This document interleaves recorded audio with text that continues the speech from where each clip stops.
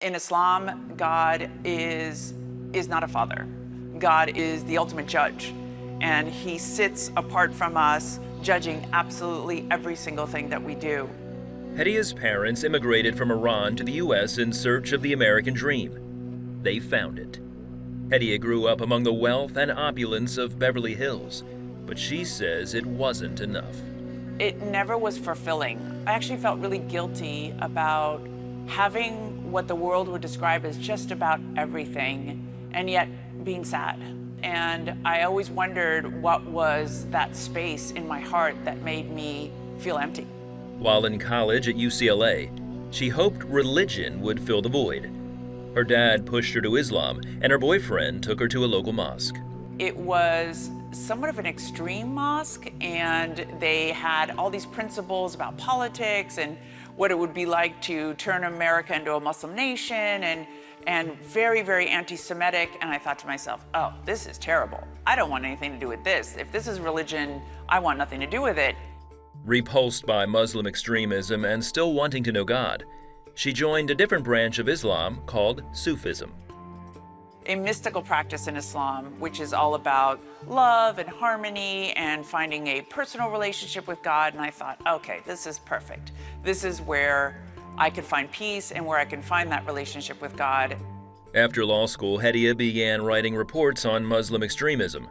Her work led her to the FBI and a career working with government agencies combating terrorism. It was a natural fit for me to be in Islam and in these communities and studying them and working against extremism at the same time. I really felt that I was contributing to my country and to my faith. She got married and had a daughter. For years, Hedieh maintained a strict adherence to Islamic law. It was this never-ending attempt to control your fleshly desires, your behavior in an effort to draw closer to God. You're always afraid of what he's going to do to judge you, and it's not about love at all. You were constantly praying to a God that didn't answer you. Eventually, she became frustrated that despite her efforts, Islam gave her no assurance of salvation. What they were telling me is the most important goal I had in my life, I didn't know if I was ever going to achieve. And that weighed on me extremely heavy. And as I grew older, and as my daughter grew older, this heaviness was intolerable. Then one day, after 22 years in Islam, Hedieh took off her head covering. Her imams said her eternal destination was now certain. They told me I was going to hang from my hair for an eternity in hellfire because I took my head cover off. So despite the uncertainty of not being promised salvation, because I had done this one thing to decrease my external religiosity, they said I was going to spend an eternity in hellfire, and that was unacceptable. And I left Islam. It was devastating. It was devastating. I felt that I had no bearings underneath me. I felt really, really lost. Hedieh longed to have God in her life. While online, she watched a video of a Christian pastor who spoke about having a relationship with God through Jesus. She was moved and confused. Soon after, she prayed a desperate prayer. I was on my knees. I was in ritual prayer form of Islam, down with my head on the ground and just crying and saying, can you please reveal yourself to me, because I am so utterly confused on who you are.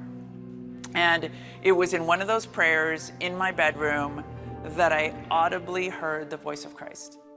And he said, Hedieh, it's me. And it was extraordinary. To this day, I can tell you as if it happened yesterday. I knew from that moment on I would never be the same. She continued watching the pastor online and started reading the Bible. The Bible came alive as the Quran never did. I could hear God speak to me, and I knew he was speaking directly to me because he was using the Quran as an example of why the Quran was not correct and why his word in the Bible was true. I got to a point where I was like, I have to accept that Jesus is Lord. I have to accept that he has saved me. And I was praying one day, and I just felt the Lord say to me, daughter, you don't have to be afraid anymore. Hedieh was soon baptized at the church she had watched online. She says she now has a relationship with God she never thought possible. And I catch myself all the time when I'm struggling, where he's like, daughter, just walk with me. And it's just his way of telling me, don't be afraid. I have plans to prosper you and not to harm you, to give you goodness, to give you a life filled with love and with joy, and don't be afraid. She shares her journey about receiving the love of God through Jesus in hopes of reaching others who long to know him.